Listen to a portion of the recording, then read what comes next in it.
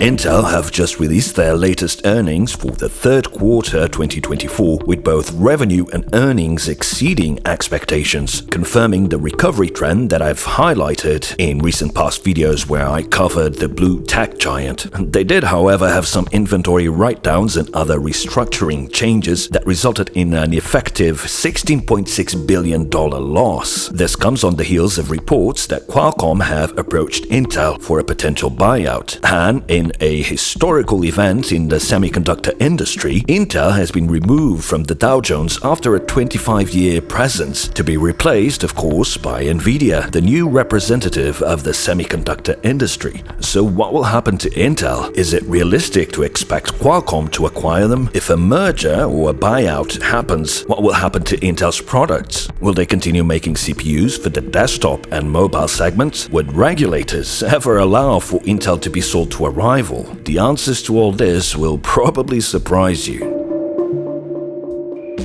Our sponsor URCD Keys is having a Black Friday super sale, so if you need a Windows or Office OEM key, you should check them out now. What is an OEM key? If you buy Windows 11 directly from Microsoft, you'll pay $139 currently, or more depending on your region, and that's for a home edition key. But if you buy an OEM key from urcdkeys.com, you'll only have to pay $21.80 when you use my coupon code C25. And that's for a Windows 11 Pro key. These keys work globally and you'll get them within minutes. You can pay with a credit card or PayPal. After purchasing, just go to your purchased orders page and copy the key. And then on your Windows 11 install, type in Activate and enter your key in the appropriate field and click Activate. Simple and quick. You can also get Office 2021 Professional Plus at less than half the price with my coupon code C25. Check the links in the video description for your cheap OEM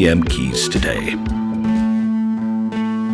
Before we get to the possibility of an acquisition, let's just quickly review Intel's earnings to get a sense of how things stand right now. Intel reported third quarter revenue of $13.3 billion, which is a 4% increase from the previous quarter. Going into the specific segments, client computing, so that's desktops and mobile chips and so on, dropped 1% from last quarter, so one can say it stayed flat. But it was still Intel's top performing division, generating $7.3 billion in revenue.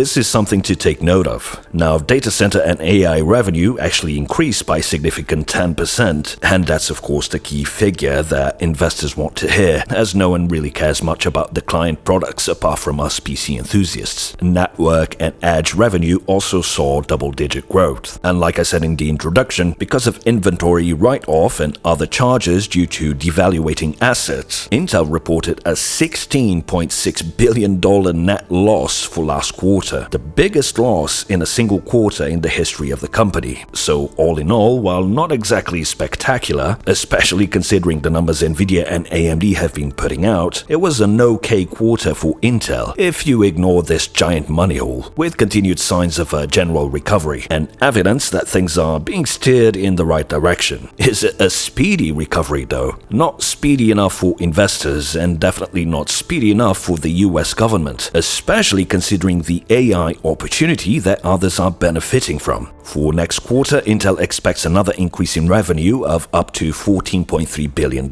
so an extra billion, and gross margins of around 39.5%, far from the 70+% that Nvidia has been enjoying. So those projections are fairly positive. While these results and the extreme measures implemented by Intel's leadership have given them some breathing room, I should note that Intel stock is the second worst performer in the SP 500 this year. So if there ever was a time to acquire Intel, it's now, while their shares hover at only $23. The more the company recovers, the harder it will be for a rival to buy them, if a recovery does indeed happen. So if anything, the urgency to acquire Intel is all the more evident right now. But there's more to a potential merger than meets the eye. Like I said in a previous video, following up on that report from the Wall Street Journal, Bloomberg reported that Qualcomm is waiting on the result of the election to decide whether or not to make an official offer for Intel. I said a couple of videos ago that from most analysts' perspective, and according to this Wall Street Journal and Bloomberg report, if Kamala Harris wins the election, it's likely that the restrictions on chip sales to China intensify, even though they are clearly not working and not benefiting the US in a material way, quite the opposite, and also not hindering China as they have been buying GPUs through intermediaries. So if Kamala wins, then an acquisition from Qualcomm will be less likely, as having to deal with all the red tape isn't something that will add value to Qualcomm's business. If it were that easy, then Intel would be swimming in China cash already. Intel would greatly benefit from having less restricted access to the Chinese market in order to increase sales. At least this has been the view of other analysts, but I think things are a lot more complex than that. According to them, if on the other hand Donald Trump wins, then there's a chance that the restrictions of chip sales will be revised, with Trump saying recently that his intentions are to impose tariffs on imports instead. He hasn't exactly been clear on what his intentions are regarding sales restrictions of chips to China, but we must remember that he was the one who banned sales to Huawei in 2019 and in 2017 blocked the acquisition of Lattice Semiconductor by a Chinese company. So contrary to the rhetoric that comes from the Harris camp that Trump will facilitate business with China when it comes to chips, the facts point to the contrary. It was in fact Trump who initiated a tight control over the technology that China has access to. Whether that was a wise decision or not is a different matter. To be clear, I'm not taking sides here. All I'm interested in is each party's promised policies regarding semiconductors and business in general, and how that can affect the PC market. And believe me, it will. I think the key point to understanding why there is a wait was revealed in the Joe Rogan podcast, where Donald Trump showed strong opposition against the CHIPS Act, which, if you recall, is the US government's subsidies to semiconductor corporations like Intel, which, by the way, is still waiting on $8.5 billion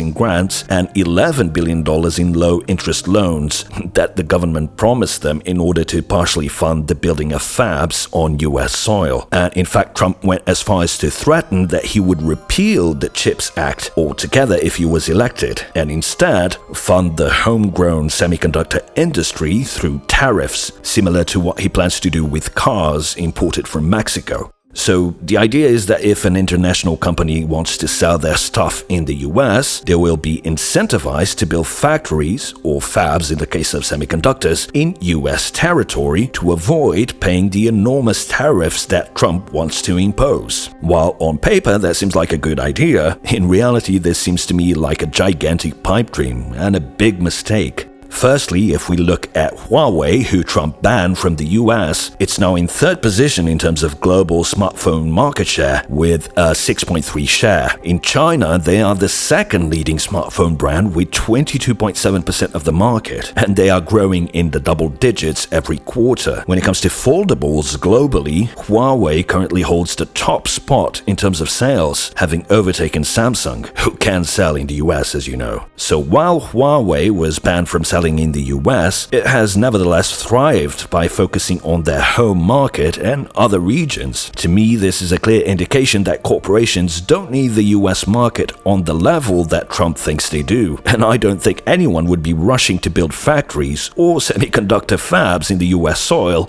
just to avoid high tariffs, especially as building fabs is prohibitively expensive, even for the wealthiest companies out there, even when backed by states, as we can see in the case of Intel. Now, I'm not saying the US isn't an important market. I'm saying that these days the economic center has shifted to the east, and companies no longer need a presence in the US necessarily to thrive like in past decades. So I think it's likely that if Trump imposes high tariffs, international corporations will simply stop selling in the US and focus on other markets, particularly in the Middle East and Asia, where the greatest concentration of wealth and population is. So without government support to build new fabs if Trump gets elected, meaning if Trump gets elected and he repeals the CHIPS Act, and without the restrictions of chip sales to China being dialed down, I think that, if anything, Qualcomm would want Kamala Harris to win. But the reason this election is so important is not because of Qualcomm's desire to acquire Intel and get the money from the CHIPS Act,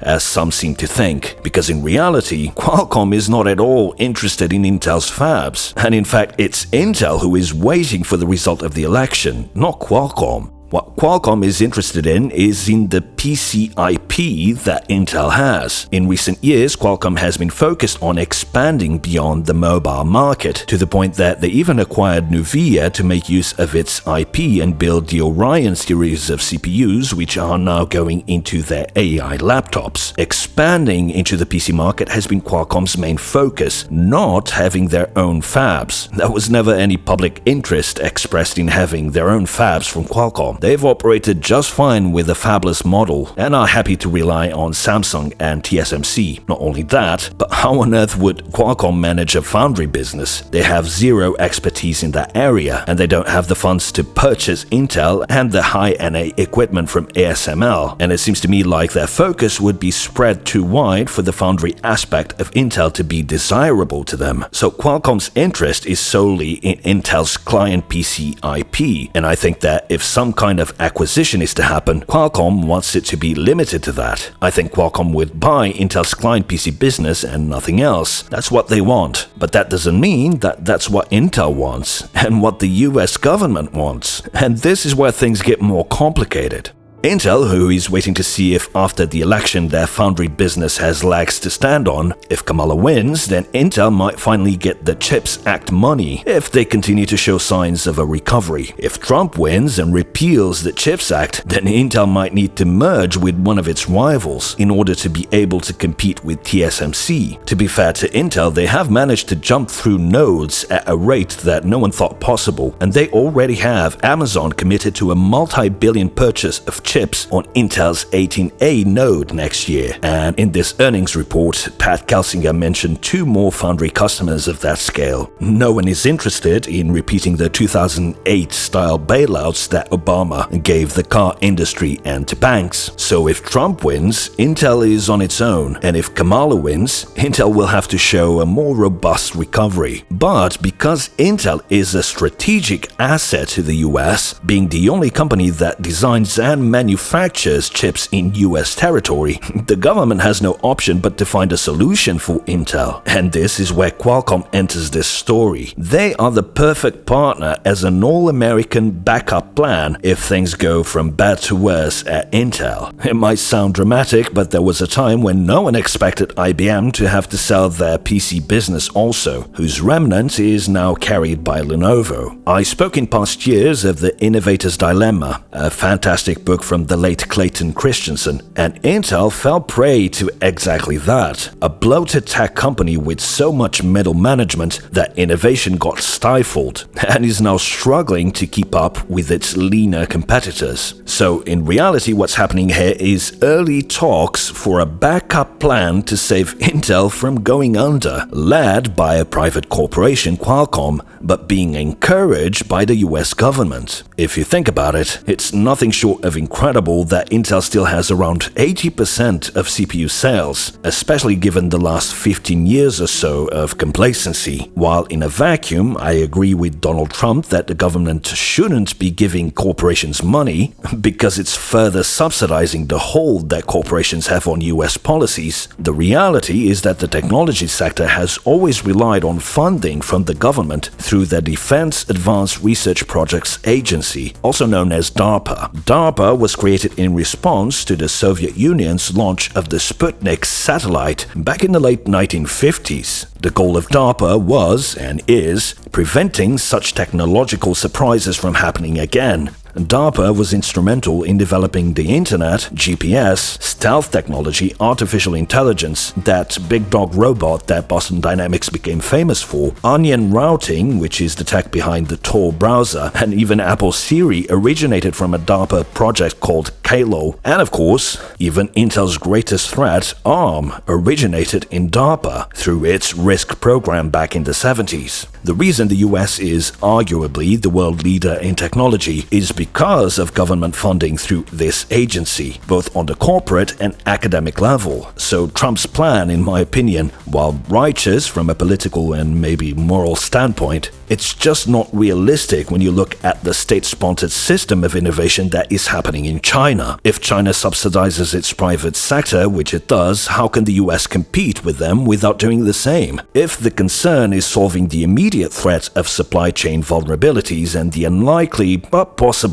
takeover of TSMC by China, then I don't think either the Harris government or the Trump government can let Intel die. I think they will have no choice but to pour money into the company until it succeeds. So there's really a perfect storm of complete incompetence here that will have serious implications on the PC space. Firstly, the point of DARPA was to fund and stimulate innovation. Therefore, companies are expected to innovate, not to sit on their asses for more than a decade like Intel did. Secondly, US politics have shifted from a clear understanding of global dynamics and strategic diplomacy to steer things in their favor to the current crop of divisive politics that rival the worst of reality TV. I don't mean to disrespect the many people who I'm sure are in politics with positive goals, but clearly the main focus from the main players are in the wrong things, and Intel's troubles are just a symptom of a broken system, as is the excessive growth of Nvidia on the back of what is mostly a hype bubble. They are two extremes of the same lack of discernment from the US leadership. So politics dynamics aside, what would the world look like with Qualcomm managing Intel's PC business?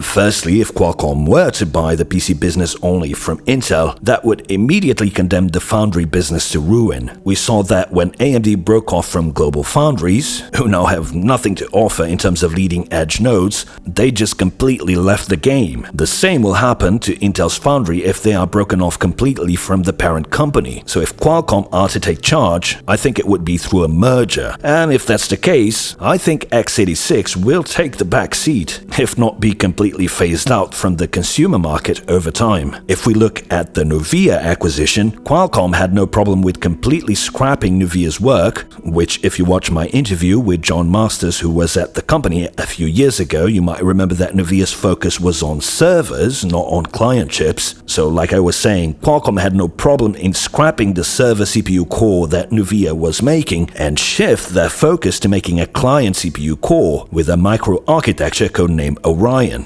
which launched this year in the form of the Snapdragon X Elite, the X Plus, and the newly launched Snapdragon 8 Elite. While it might seem strange that Qualcomm would acquire Nuvia only to scrap what they were working on, you have to remember that with every acquisition comes the brain power, that is, the human resources. Chip designers are not exactly in surplus on the job market. And of course, with the acquisition, Qualcomm also got a load of valuable patents. So I think the same would happen in the case of Intel being merged with Qualcomm. I think they would scrap whatever was in the pipeline for Intel client products a few years down the road and use the newly acquired brainpower to develop the successor cores to the Orion microarchitecture, which, as you might know, is based on ARM, not x86. As I previously discussed, and I hope you don't mind me reinforcing the fact that I was the first to say that Nvidia was going to enter the client desktop space with their own ARM-based SoCs, years before this even became a discussion, with Nvidia soon becoming a prominent player in the PC high-performance client segment using ARM SoCs, and with Apple already having successfully shifted to ARM, another prediction that I made well ahead of everyone else, it stands to reason that Qualcomm will want to compete in full force against the inevitable upcoming ARM transition in the PC sector, and the Intel acquisition or merger is in line with that strategy. So to accept a merger with Intel, instead of being allowed to just buy the PC business, I think Qualcomm will make it clear that x86 will be delegated to servers and specialized chips for the military and such, and that going forward they will be investing in ARM in order to compete with Nvidia and Apple, and to not lose the client space completely to their rivals.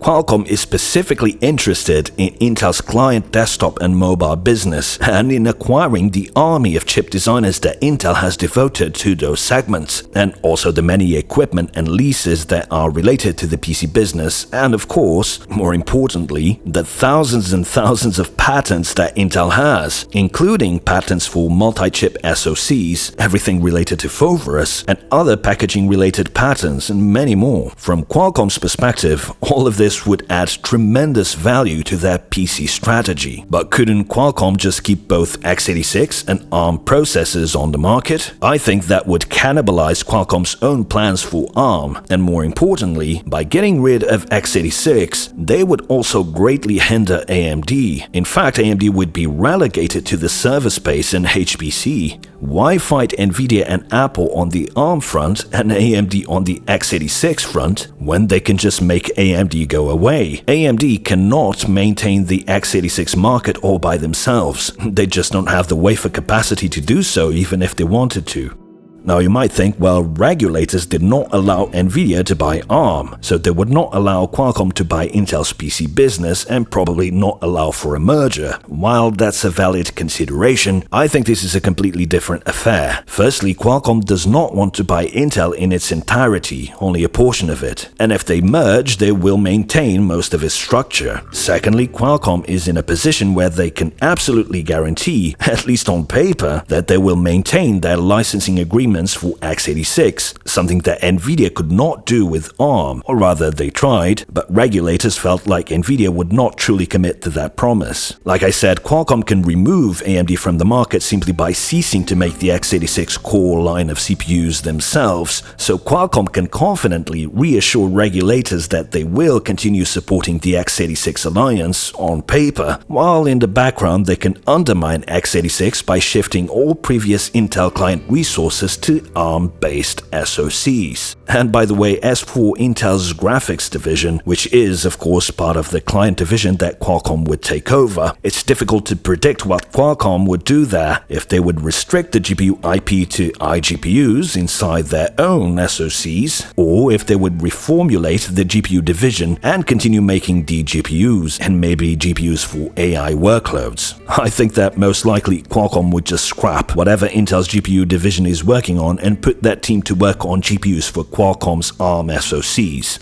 So, in summary, at the end of the day, Intel's future is dependent on two opposing ideological fronts. On one hand, we have the Harris camp wanting to promote state-backed national corporations that can compete with China's mirrored strategy, and on the other is the Trump camp, who wants to prevent further corporate consolidation in the US political system. Personally, although I have no vested interest in any of this, I think the right call would be to let weak companies die out and strong companies take their places. I think that's the correct path to long-term innovation, and that means letting Intel go, especially as I suspect Intel's problems are much deeper than what's known publicly.